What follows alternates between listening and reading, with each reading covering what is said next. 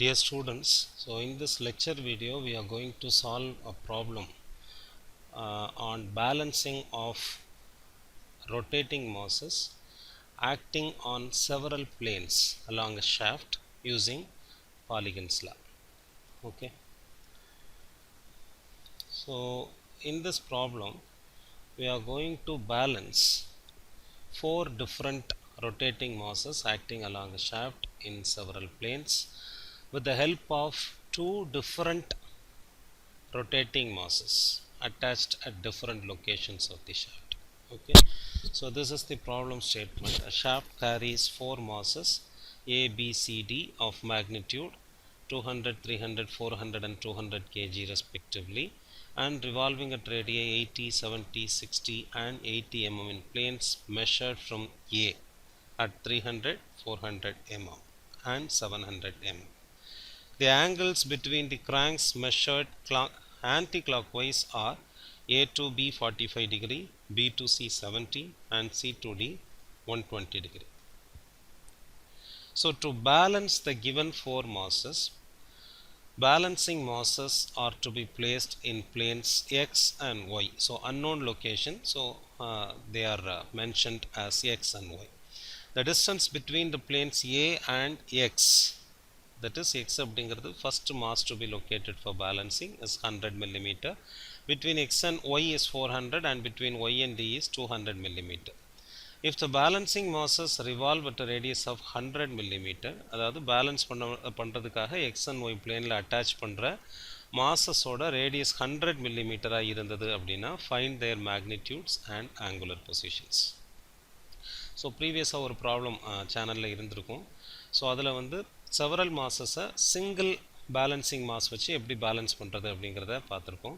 So several masses several பிளேன்ஸில் act ஆகும்போது length between the மாசஸால் கப்பிள் ஜென்ரேட் ஆகும். ஸோ அதனால் in addition to the force polygon we may draw couple polygon also for finding out the unknown values for balancing.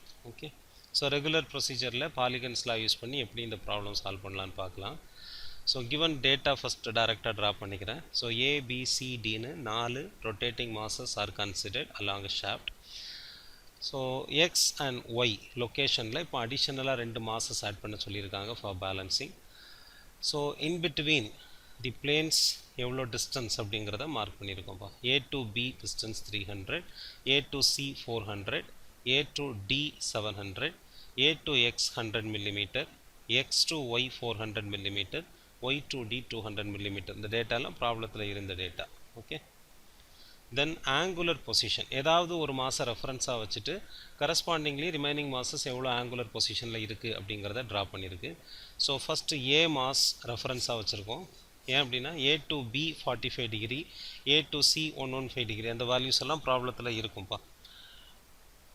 என்ன சொல்லியிருந்தாங்க, angles ஆன்டி கிளாக் வைஸில் a to b 45, b to c 70, c to d 120 இல்லையா. So A to b 45 போட்டோம், B to C கொடுத்துருந்தாங்க இல்லையா. So இப்போ டோட்டலாக ஏலேருந்து சி எவ்வளோ இருந்திருக்கும் அப்படின்னா 115 degree. A to b, b to c ரெண்டையும் ஆட் பண்ணிங்க அப்படின்னா ஏலேருந்து சியோட லொக்கேஷன் தெரிஞ்சுக்க முடியும். Similarly c to d angle கொடுத்துருந்தாங்க ப்ராப்ளத்தில். ஸோ டோட்டலாக ஃப்ரம் தி ரெஃபரன்ஸ் ஏலேருந்து கன்சிடர் பண்ணணும்னு பார்த்தோம். Total angular position that is mass d from the ரெஃபரன்ஸ்லேருந்து 235 டிகிரியில் இருந்திருக்கும்.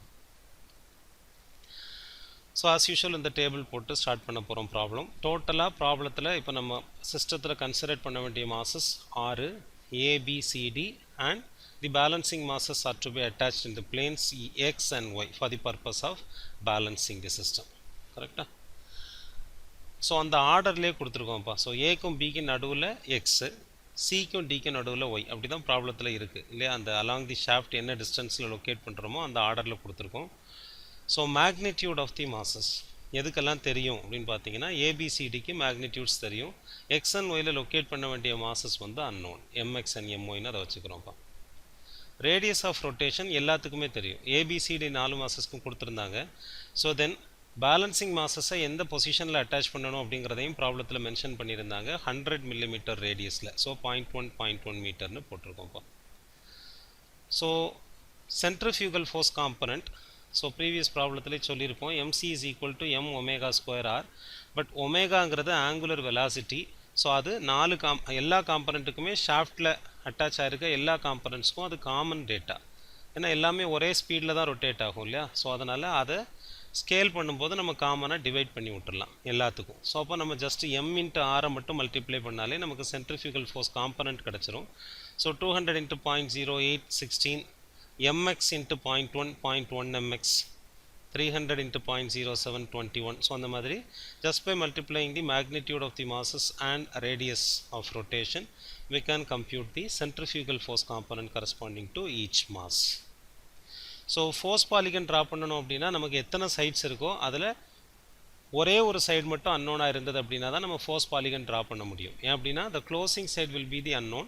ஸோ அப்போ அன்னோனை மட்டும் விட்டுட்டு க்ளோசிங் சைடை மெஷர் பண்ணி அந்த அன்னோன் வேல்யூவோட டேட்டா நம்ம எடுத்துக்க முடியும். பட் இந்த கேஸில் பார்த்தீங்க அப்படின்னா 0.1 mx 0.1 miன்னு ரெண்டு அன்னோன் இருக்குது. ஸோ அதனால் நமக்கு ஃபோர்ஸ் பாலிகனை கம்ப்ளீட் பண்ண முடியாது இந்த டைமில். ஸோ அடிஷ்னலாக கப்பல் பாலிகன் ட்ரா பண்ணிட்டு தான் ஃபோர்ஸ் பாலிகன் வந்து ட்ரா பண்ண முடியும். So for that we have to locate a reference mass. Reference மாஸ்னு எதையாவது ஒரு மாஸை லொக்கேட் பண்ணிவிட்டு கரஸ்பாண்டிங்லி அந்த மாஸ்லேருந்து மிச்சம் எல்லா மாஸும் என்ன பொசிஷனில் இருக்குது அப்படின்னு பார்க்கணும்ப்பா. ஸோ எந்த மாஸை ரெஃபரன்ஸ் பிளேனாக வச்சுக்கிட்டோம் அப்படின்னா நம்மளுக்கு கன்வீனியண்ட்டாக இருக்கும் அப்படிங்கிறத ஃபஸ்ட்டு டிசைட் பண்ணணும். ஸோ ஃபோர்ஸ் பாலிகன் ஏன் ட்ரா பண்ண முடியலன்னா ரெண்டு அன்னோன் இருந்ததால தான். ஸோ கப்பல் பாலிகனுக்கும் நீங்கள் ஃபஸ்ட்டு மாஸை 0 அப்படின்னு 0th பொசிஷனில் ரெஃபரன்ஸாக வச்சு மிச்சம் எல்லாத்தையும் டிஸ்டன்ஸ் எடுத்தீங்க அப்படின்னா கப்பல் கால்குலேட் பண்ணும்போது இந்த ரெண்டு அன்னோன் மறுபடியும் கண்டினியூ ஆகிட்டே போகும். ஸோ அதனால் இந்த அன்னோன் மாஸ் ரெண்டு மாஸில் ஏதாவது ஒரு மாஸை நம்ம ரெஃபரன்ஸ் பொசிஷனில் ஃபிக்ஸ் பண்ணிக்கிட்டோம் அப்படின்னா அந்த மாஸோட பொசிஷன் 0 ஆகும். ஸோ கப்பல் கால்குலேட் பண்ணும்போது கப்பலோட வேல்யூவும் 0 ஆகும். ஸோ ஒரே ஒரு மாஸ் மட்டும் அன்னோனாக இருக்கும். அதை பேஸ் பண்ணி நம்ம கப்பல் பாலிகன் ட்ரா பண்ண முடியும். ஓகே, ஸோ அதனால் இப்போ எக்ஸ் அப்படிங்கிற அன்னோன் மாஸை ரெஃபரன்ஸ் பொசிஷனாக ஃபிக்ஸ் பண்ணிக்கிறேன். ஃபார் லென்த் லொக்கேஷனுக்குள்ளே ரெஃபரன்ஸாக எக்ஸை ஃபிக்ஸ் பண்ணிக்கிறேன். ஏன்னா ஆங்கிளுக்கு ஏயை ஃபிக்ஸ் பண்ணி ஆல்ரெடி நம்ம ஆங்குலர் பொசிஷன் செட் பண்ணியிருந்தோம். லொக்கேஷனுக்கு ரெஃபரன்ஸாக நான் எக்ஸை ஃபிக்ஸ் பண்ணிக்கிறேன்ப்பா. ஸோ எக்ஸோட பொசிஷன் 0வாக இருக்கும். So already length between the மாஸஸ்க்கு டயக்ராம் ப்ராப்ளத்தில் ஃபஸ்ட்டு ஸ்லைடில் போட்டிருந்தோம். ஸோ அதிலிருந்து பின்னாடி 100 மில்லிமீட்டரில் ஃபஸ்ட்டு மாஸ் ஏ லொக்கேட் ஆகிருந்தது. கரெக்டாக? ஸோ லெஃப்ட் சைடில் இருக்கிறதுனால -0.1. ஸோ எக்ஸிலிருந்து பி பார்த்தீங்க அப்படின்னா அந்த டயக்ராமில் டிஸ்டன்ஸ் 200 மில்லிமீட்டரில் இருக்கும். So 0.2 metre. Then x to c 0.3, x to y 0.4, x to d 0.6 metre. So இதெல்லாமே அந்த டயக்ராம் பார்த்தீங்க அப்படின்னா அந்த லென்த் லொக்கேஷன் ஃபிக்ஸ் பண்ணோம் இல்லையா.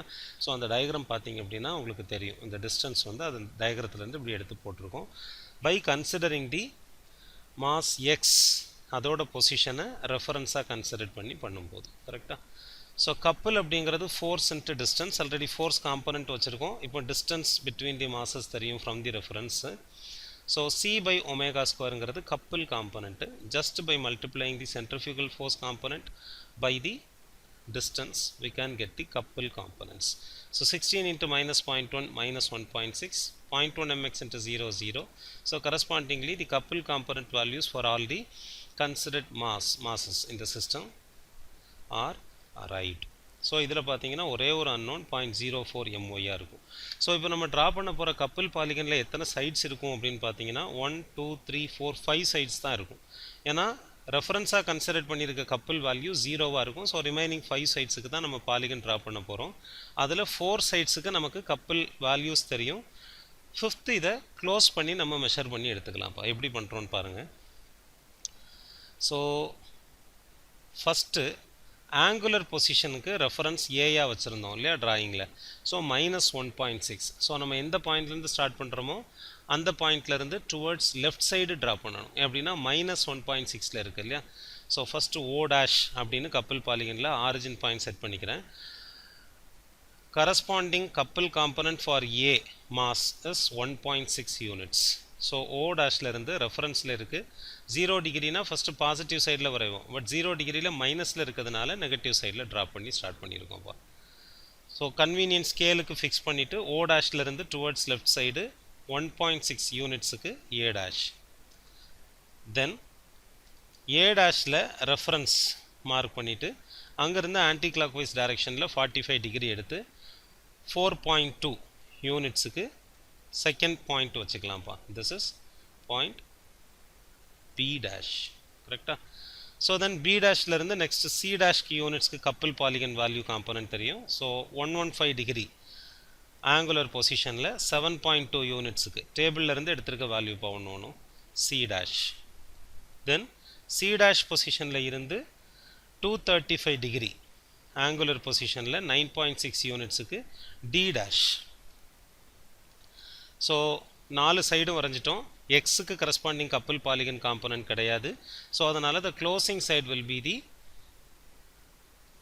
கப்பல் component value corresponding to the balancing mass. This is the concept of பாலிகன்ஸில் இல்லையா. ஸோ க்ளோஸ் பண்ணுற சைடை டாட்டட் லைனில் போட்டிருக்கேன், அதோட டைரக்ஷன் இருக்குது. ஸோ இந்த சைடை மெஷர் பண்ணி நம்ம கன்சிடர் பண்ண ஸ்கேலுக்கு கன்வெர்ட் பண்ணிட்டு பார்த்தீங்க அப்படின்னா என்ன கிடைக்கும்? கப்பல் component value corresponding to the balancing mass to be attached at location y கிடைக்கும். angular positionும் d டேஷ்ல இருந்து ஸ்டார்ட் ஆகிற பாயிண்ட்ல ரெஃபரன்ஸ்ல இருந்து இந்த டாட்டட் லைன் எவ்வளோ angular positionல இருக்கு அப்படிங்கிறத மெஷர் பண்ணால் கிடச்சிரும்பா. So this is theta y. Couple component value corresponding to mass y is 0.04 my. டேபிளில் பார்த்தீங்கன்னா தெரியும். ஸோ இந்த டாட்டட் லைனை மெஷர் பண்ணி ஸ்கேலுக்கு கன்வெர்ட் பண்ணி 0.04 myக்கு ஈக்குவேட் பண்ணோம் அப்படின்னா myயோட வேல்யூ என்னவா இருக்கணும் அப்படிங்கிறது கிடச்சிரும். சிமிலர்லி தீட்டா ஒய்யையும் மெஷர் பண்ணிங்க அப்படின்னா ஆங்குலர் பொசிஷன் எந்த பொசிஷனில் ஃபிக்ஸ் பண்ணணும் அப்படிங்கிறதும் தெரிஞ்சிரும்பா.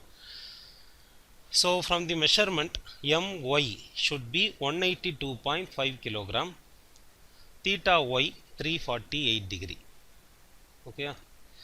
ஸோ இப்போது கப்பல் காம்பனண்ட் வேல்யூஸில் myயோட வேல்யூ நம்ம ஃபைண்ட் அவுட் பண்ணிட்டோம். ஃபோர்ஸ் பாலிகனில் 2 அன்னோன் இருந்ததுன்னு பார்த்தோம், corresponding to mass x and y. So அதில் இப்போ my வேல்யூவை நம்ம கால்குலேட் பண்ணிட்டோம். ஸோ 0.1 my அப்படின்னு ஃபோர்ஸ் காம்பனண்ட் இருக்கும். அதில் 0.1 × 182.5 போட்டிங்கன்னா 18.25 யூனிட்ஸில் கிடச்சிருக்கும். ஸோ அதை வச்சு இப்போ ஃபோர்ஸ் பாலிகன் ட்ரா பண்ணுறோம்.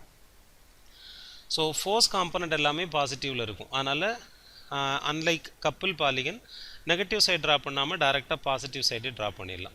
ஸோ ஃபஸ்ட்டு ஓ பாயிண்ட் வச்சுருக்கோம். ஏ மாஸ் ஆங்குலர் பொசிஷனுக்கு ரெஃபரன்ஸாக இருந்தது, அதுக்கு கரஸ்பாண்டிங் ஃபோர்ஸ் காம்பனண்ட் வேல்யூ வந்து 16. Next b component 45 degree, b மாஸோட ஃபோர்ஸ் காம்பனண்ட் 21 யூனிட்ஸு டேபிளில் பார்த்து அப்படியே ஃபாலோ பண்ண வேண்டியது தான்ப்பா. ஸோ பியிலிருந்து நெக்ஸ்ட்டு சி ட்ரா பண்ணலாம். சியோட ஆங்குலர் பொசிஷன் தெரியும், ஃபோர்ஸ் பாலிகன் காம்பனண்ட் வேல்யூவும் தெரியும். 115 டிகிரியில் 24 யூனிட்ஸ்.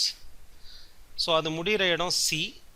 சியிலிருந்து டி 235 டிகிரியில் டியோட ஃபோர்ஸ் காம்பனண்ட் தெரியும் 16. ஸோ அதை வச்சிடலாம். தென் அதிலிருந்து இப்போ ஒய் காம்பனண்ட் நமக்கு தெரியும், ஏன்னா 0.1 myயோட வேல்யூ ஃப்ரம் கப்பல் பாலிகன் ட்ரா பண்ணி கண்டுபிடிச்சிட்டோம். ஸோ அதோட வேல்யூவுக்கு 348 டிகிரியில் ஒரு சைடு வரைஞ்சால் இந்த இடத்துல வந்து இப்படி டச் ஆகிற மாதிரி கிடைக்கும்ப்பா.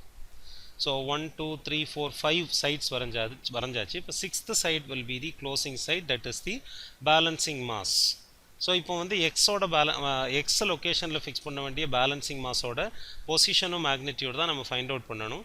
அதை க்ளோஸ் பண்ணி நம்ம ஃபைண்ட் அவுட் பண்ணிக்கலாம்ப்பா. So this is the closing side. Starting பாயிண்டில் வந்து ஜாயின் ஆகணும், கடைசியாக இருக்க point. So this is the closing side. Angular பொசிஷனும் ஸ்டார்டிங் பாயிண்ட் நம்ம எந்த பாயிண்ட்லேருந்து இப்போ இந்த க்ளோசிங் சைடை ஸ்டார்ட் பண்ணுறோமோ அதிலிருந்து ஃப்ரம் தி ரெஃபரன்ஸு இது எவ்வளோ பொசிஷனில் இருக்குது அப்படிங்கிறத மெஷர் பண்ணால் that will be theta x. Closing side will be 0.1 mx, that is the force component corresponding to the mass to be attached at location x. So from the measurement mx value is 355 kilogram and theta x value 215 degree. Okay. So given system of force components A B C D இருக்க மாதிரி உள்ள செட்டப்பில் x and y location எங்கே இருந்திருக்கும் ஆக்சுவலாக for balanced position அப்படிங்கிறத with the aid of force and couple polygon draw பண்ணி find out பண்ணியிருக்கோம்ப்பா. So this is all about the problem. So how to balance rotating masses acting at several planes with the aid of polygons. So அதுக்கான ஒரு model problem.